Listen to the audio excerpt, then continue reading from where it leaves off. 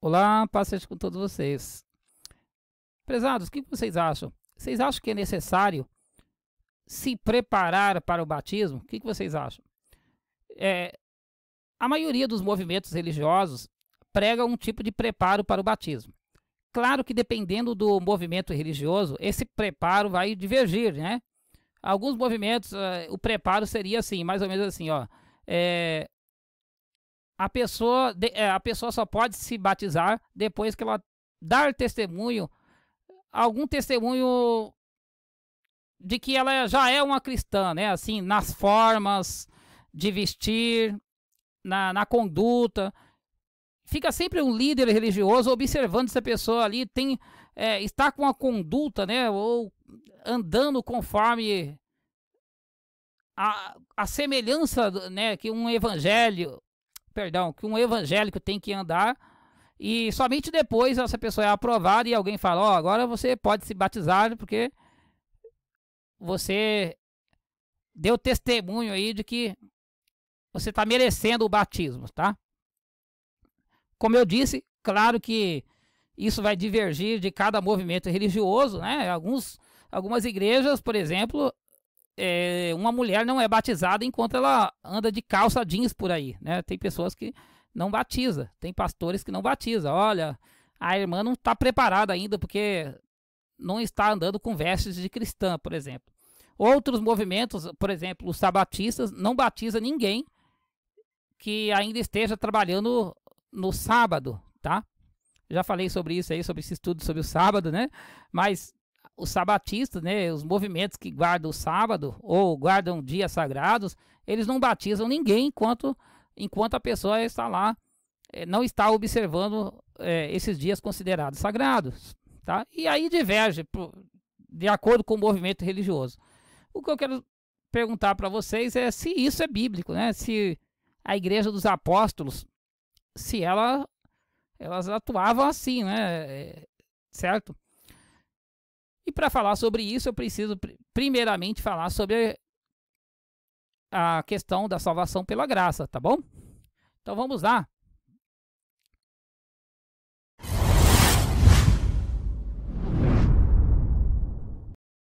Para começar, eu quero ler com vocês aqui Efésios capítulo 2, verso 8 e 9. Diz assim, porque pela graça sois salvos por meio da fé, e isso não vem de vós, é um dom de Deus. Não vem das obras para que ninguém se glorie, tá? Pela fé, perdão, pela graça, toda a humanidade é salva. E essa salvação chega até a humanidade por meio da fé, e isso não é algo que vem da humanidade, do homem, né? Não vem das obras, não vem de atitudes, de méritos, né? Não vem porque a pessoa fez isso ou deixou de fazer aquilo, tá? Explicando em detalhes, é mais ou menos assim: nossos pais pecaram, Adão e Eva, certo? E como consequência do pecado, eles foram condenados à morte, tanto a morte física quanto a morte espiritual. Se separaram de Deus, né? Ok? Perderam a glória de Deus e como consequência disso aí veio a morte física sobre eles, tá? E essa condenação que estava sobre Adão e Eva veio para toda a humanidade, porque todos pecaram, certo? Todos já nascem condenados à morte física e à morte espiritual. Isso é bíblico, né?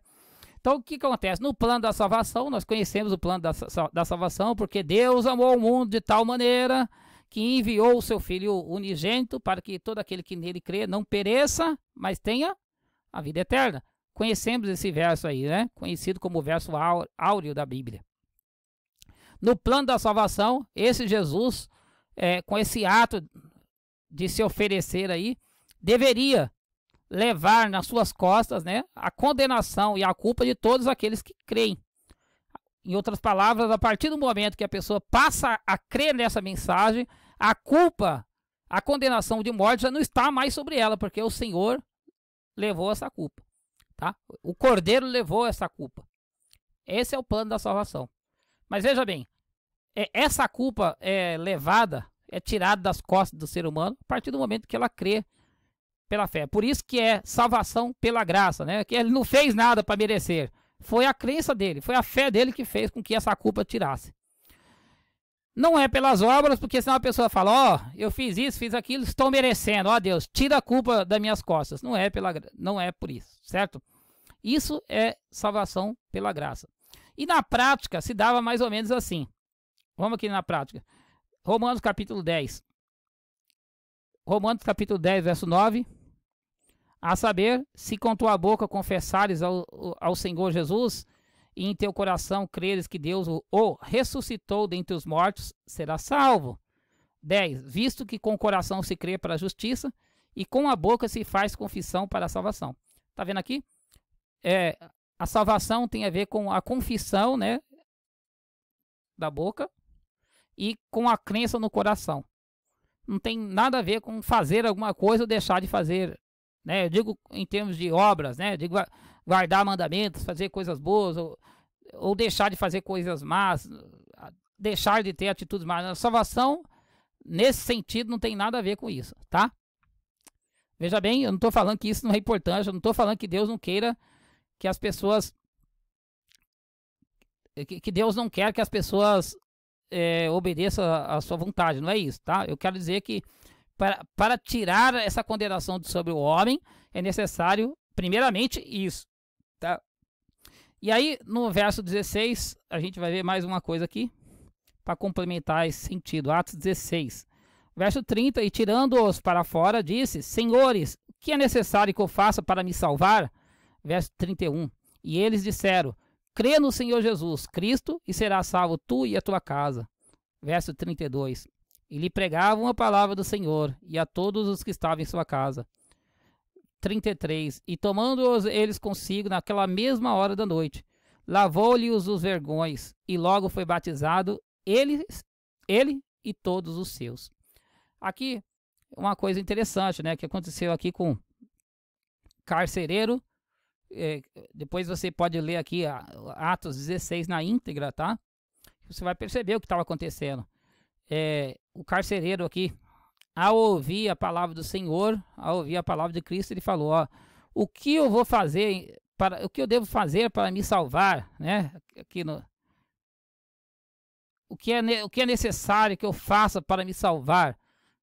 No coração do ser humano há sempre essa pergunta, né? Tem que fazer alguma coisa para que Deus tire essa condenação sobre mim, né? O que eu tenho que fazer? O que eu tenho que pagar? Que conduta eu tenho que ter para me salvar? E aí, a resposta, crer no Senhor Jesus e será salvo tu e a tua casa. E logo em seguida, esse homem foi batizado. Ele e a casa dele, a família dele. Tá? Perceba comigo que após a crença no Senhor Jesus, na mensagem da salvação, logo após, imediatamente após essa crença, a pessoa era batizada, tá? Outro verso, né, que pode comprovar isso também está aqui, ó, Atos capítulo 10,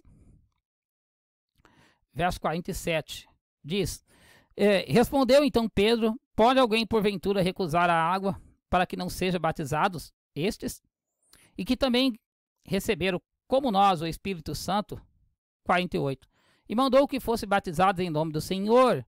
Então rogaram-lhe que ficasse com eles por alguns dias. E aqui também acontece com Cornélio, né, e com as pessoas, com amigos e familiares que estavam ali ouvindo o evangelho na casa de Cornélio. Vale lembrar que aqui em Atos capítulo 10 acontece o batismo dos primeiros gentios, né? As primeiras pessoas fora de Israel que estariam ali sendo batizadas. Havia algumas pessoas na casa de Cornélio aí. A Bíblia não diz, né? Pedro não sabia se essas pessoas, qual era a conduta dessas pessoas, se ali havia idólatras. Pedro não conhecia essas pessoas, né? A Bíblia fala um pouquinho de Cornélio, mas ali de todo mundo que estava ali ouvindo a mensagem, Pedro não sabia direito, certo? Mas perceba comigo que mesmo Pedro não conhecendo todas aquelas pessoas que estavam ali na casa de Cornélio, no final, após ouvir o evangelho, todas essas pessoas foram batizadas. Todas as pessoas foram batizadas em nome do Senhor. E a Bíblia fala que essas pessoas pediram para que Pedro ficasse alguns dias com elas. Por quê? Porque todo gentil, claro, conhece as leis universais de Deus, né, que são as leis éticas. Todo gentil sabia que o Deus de Israel proibia, por exemplo, a maldade, a injustiça, proibia a idolatria, proibia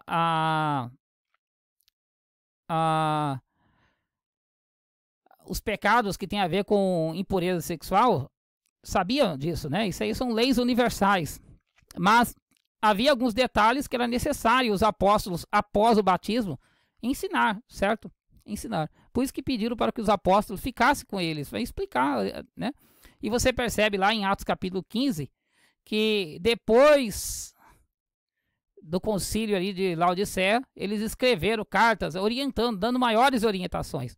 Perceba comigo que primeiro se crer na mensagem do Senhor Jesus para a salvação. Como testemunho dessa mensagem, em seguida, a pessoa era batizada, né, imediatamente, né, não tinha muito tempo assim, e somente depois vinham os detalhes, né, os detalhes dos ensinamentos, alguma coisa mais específica sobre doutrina, sobre exortação, advertência, vinha depois do batismo.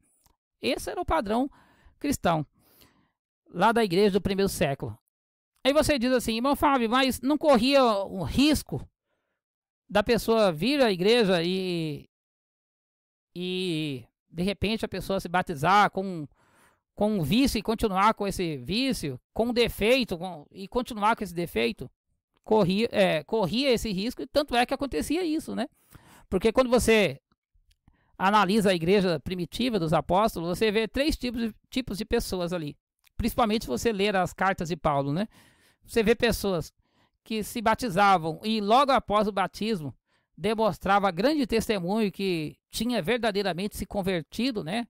Se tornado uma nova pessoa em Cristo Jesus ali, dando testemunho dessa salvação. Havia pessoas que se batizavam, mas demoravam um certo tempo para mudar, né, de vida, para aprender, para se santificar, certo? Mas se santificava com o tempo. E havia aquelas pessoas que entravam para a igreja ali, eram batizadas, mas era só banho, né? Tomava só banho, porque o coração não tinha mudado nada, né? Voltando. Algumas pessoas demoravam para se santificar, para melhorar, não porque ela não queria, porque é dificuldade humana mesmo, né? Dificuldade em enfrentar os conflitos internos, né? Às vezes dificuldade em se consagrar, mas eram pessoas sinceras que aos pouquinhos iam entrando no eixo. E outras pessoas de caráter, de índole ruim, né? De índole má, que tomava o banho ali do batismo, digamos, tomava o banho, porque não fazia isso pela fé, né? Com crença genuína no Senhor Jesus, entrava dentro da igreja e ficava brincando com Deus dentro da igreja. Mas tudo isso fazia parte, tá?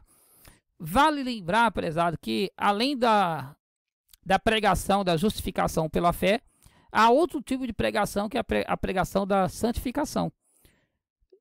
A santificação vem justamente depois que a pessoa é justificada. Primeiro a pessoa é justificada pela fé, né, é salva pela fé, e como consequência dessa justificação, no Espírito de Deus, essa pessoa passa a se santificar a sua vida, né? Santificar seria melhorar, se tornar uma pessoa melhor, consagrar as suas atitudes, né, seus pensamentos, as suas obras no Senhor. Isso é santificação. Mas isso vem depois do batismo, tá? É bom que você entenda isso muito bem. Em outras palavras, prezados irmãos, essa ideia de se preparar para o batismo, né, de que a pessoa tem que merecer ali, ter algum tipo de mérito para poder merecer o batismo, isso não é bíblico, né? Isso não é bíblico. Não é bíblico porque, de certa forma, você está tirando a mensagem da salvação pela graça.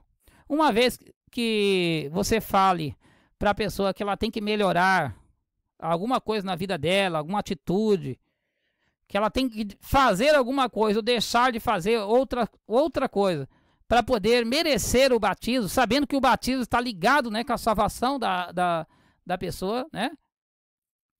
Como que se você estivesse falando assim, ó, enquanto você não ande desse jeito, Deus não pode tirar a condenação de morte que está sobre você, né? Como se você estivesse falando isso para a pessoa, porque o batismo tem a ver com isso, né? O batismo simboliza que essa condenação de morte não está mais na sua vida, certo? Mas se você impede o batismo da pessoa, alegando que ela não está preparada para o batismo, você está acabando com a mensagem da salvação pela graça. Concorda comigo? Porque de certa forma você está falando, você precisa ter algum mérito aí, fazer alguma obra para merecer isso. E nós sabemos que na igreja apostólica as pessoas eram batizadas imediatamente após a crença no Senhor Jesus, para simbolizar que seus pecados eram lavados. E aí você fala assim, mas irmão Fábio, a pessoa virá para a igreja com defeitos, com vícios, né? E se essas pessoas não mudarem, elas irão dar mau testemunho à igreja. Então, assim, por causa do nome da igreja, do testemunho da igreja, você passa por cima de um princípio fundamental da fé cristã, que é a salvação pela graça. É isso? Né? Eu creio que não. Espero que tenha ficado claro para vocês aqui, esse estudo aqui, que biblicamente falando, não existe preparo para o batismo, porque preparar para o batismo seria você fazer alguma coisa para merecer a salvação, né, de Deus. Aí não seria a salvação pela graça, entendeu? Deus abençoe, até o próximo estudo.